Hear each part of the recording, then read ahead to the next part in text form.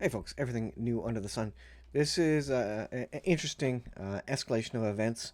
Of course, the dam was breached, and some have wondered whether this was kind of the start of the Ukrainian offensive.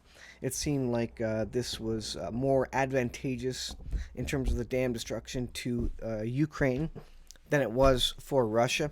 If you watch Canadian Prepper, he has some interesting ideas on that, and I think he could be accurate in that case. It appears that Ukraine has started its counteroffensive. So I guess it's yet to be seen, but maybe this was a key part of it. Creating the shock and awe and the distraction, and also making way for troops to get over the river in a quicker fashion, and not having to go across existing bridges that may have been targeted by Russia. The dam, for example, there was a road across there, but to be able to go through at any point in between basically the dam break and the next dam up the river there in the Dnipro River, and so that could very well be the situation. Kiev's long, and this is Al Jazeera, Kiev's long-planned counteroffensive appears to have begun. So that would mean Canadian Prepper was correct in fact that the blowing up of the dam was part of their plan and part of the counteroffensive. It had to happen before the counteroffensive. Um, Appears to have begun as hostilities mount in Bakhmut and sabotage operations increase in occupied territories and Russia. So Russia thought it put down a significant offensive. I think there was like 5 different locations where it put down a Ukrainian offensive, but maybe this is it. There's suggestion that there was a big hush campaign in Ukraine, and that they were kind of obscuring the start of the counteroffensive. That there was probably a lot of misinformation, disinformation there, if you want to use those terms, so that the enemy, Russia, didn't know what was happening, wasn't really sure when the start would be, and it would make sense because Russia has a lot of intelligence there. So to give out a whole bunch of false information and false timelines as to when or if the offensive has started, even to the point of starting fake counteroffensives that Russia could say they destroyed before the real one starts, could very well be part of the strategy by Ukraine. So, I mean, there are no rules when it comes to war. So nothing is off the table in terms of disinformation, subterfuge, propaganda, and misinformation across the mainstream that would maybe confuse the Russian intelligence. They're doing whatever they can, basically. It says Ukraine did not announce its counterattack had begun, but Miliar posted a video on Telegram channel on Sunday showing Ukrainian soldiers holding their fingers to their lips. Her caption read, "Plans, love, silence." They were trying to keep it secret. There will be no announcement of a start. And so here you see kind of the location of the Novka Dam. So the water kind of heads southward in that image there. And as the dam empties the reservoir north of it, up to that Dnipro river label there, and back beyond actually to the next dam. As it lowers that means troops can freely go across there. Once it has a chance to dry, they can put up some very temporary bridges that Russia doesn't already have targeted into their targeting systems for missile attacks and such. Because the only way they could get across the Dnipro to attack Russian positions before was the known main bridges or the dams, which had roads across them. So it makes sense that if you remove all that water built up there, then they could put their pontoon bridges across at any location, anywhere there where it's thin, once the water recedes, and get all your troops across and spread them out so that there's not just a long line of them that Russia could then bomb easily. So tactically, in terms of invasion forces, that would make a lot of sense for Ukraine to do that, even though it's their dam, etc., etc. And it also causes more headaches and troubles, south of the dam to Russian occupied territory in southeast Ukraine there, etc. So this is interesting. Um, the Al Jazeera says um, there were other signs of an imminent counterstrike, and they're suggesting it's a distraction attack.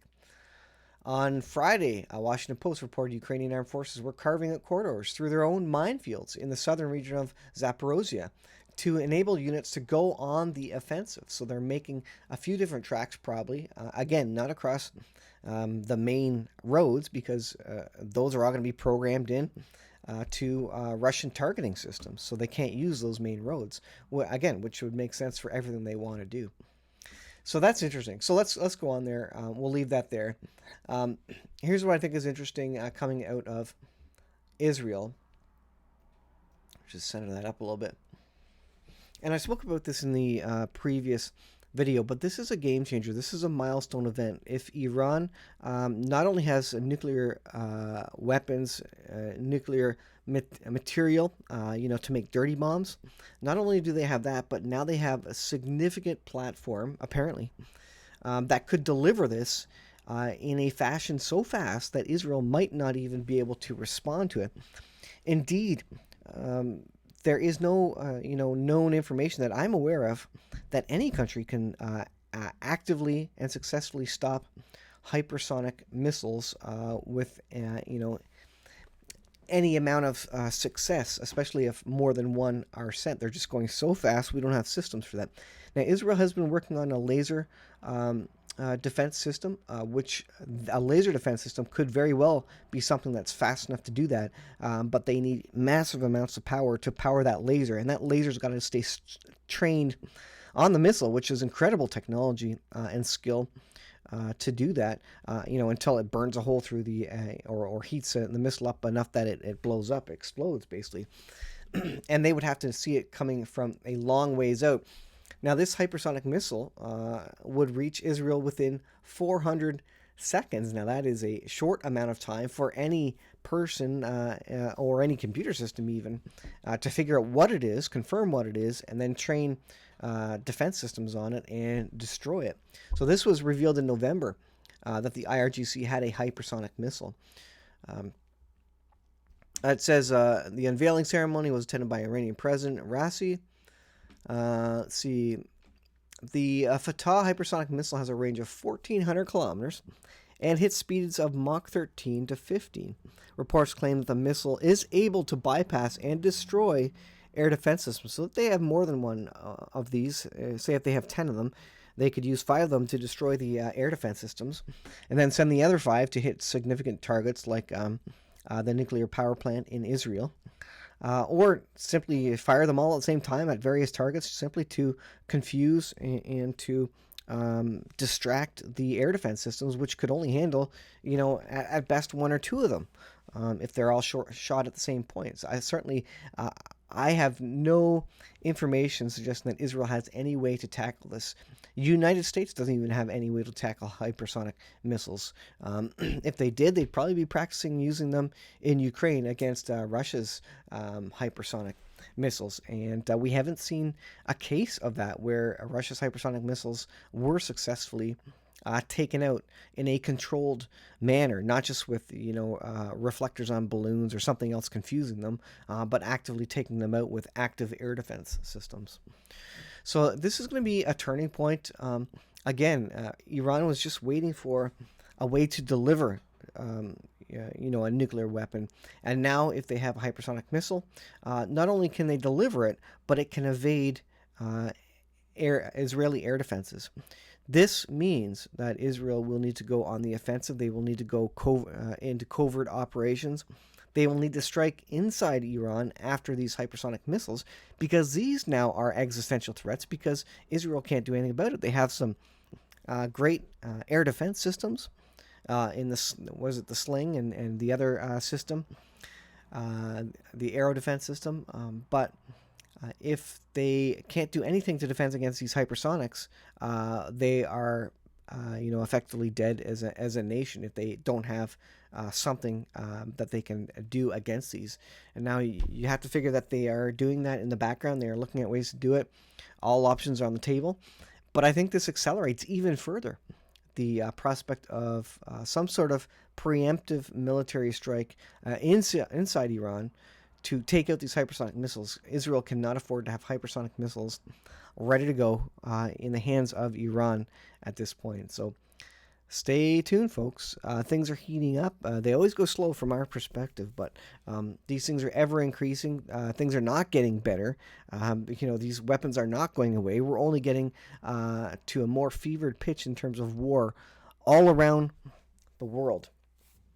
Now, the World Health Organization is trying to bring into effect a new digital health certificate, and they're going to limit movements around the earth. So go to the WHO website, who dot I think it's org. You can see what they're working on there. They're trying to get all nations on board for a digital health certificate.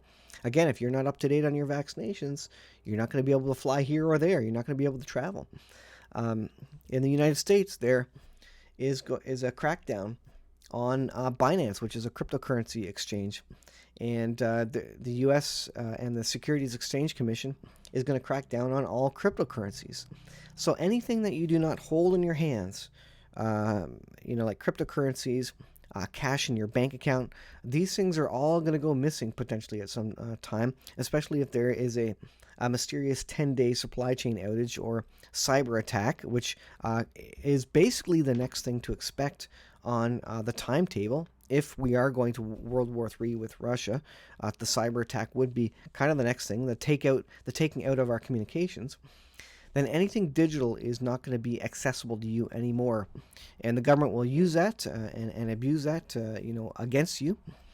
And so you need freedom seeds. You need cash on hand. You need maybe some precious metals, some other valuable things for trade or barter.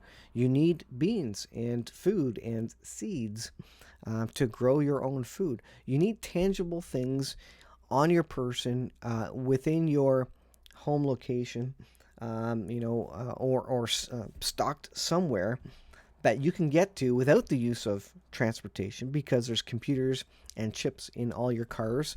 And if a significant cyber attack were to occur, it could potentially take out your car even, so you wouldn't even be able to travel very far. So be prepared for that. You need physical assets on hand for all these things. When they say freedom seeds and beans and bullion, that is the truth. Because when it comes right down, when things go sideways, that's going to be all you have.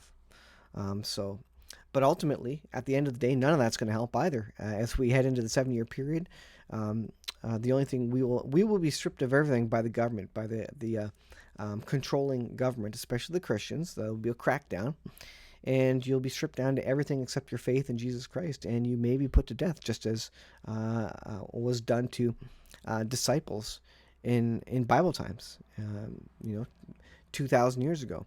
So don't be surprised when that starts happening, folks. Faith in Jesus Christ ultimately is what you need. So if you don't know Him, get to know Him today. Put your faith in Him, because there will come a time when even gold and silver, they'll be throwing them in the streets, because you can't eat that. When the wrath of God falls, nothing will save you. And so you need faith in Jesus Christ now. Thanks for watching. We'll see you in the next video.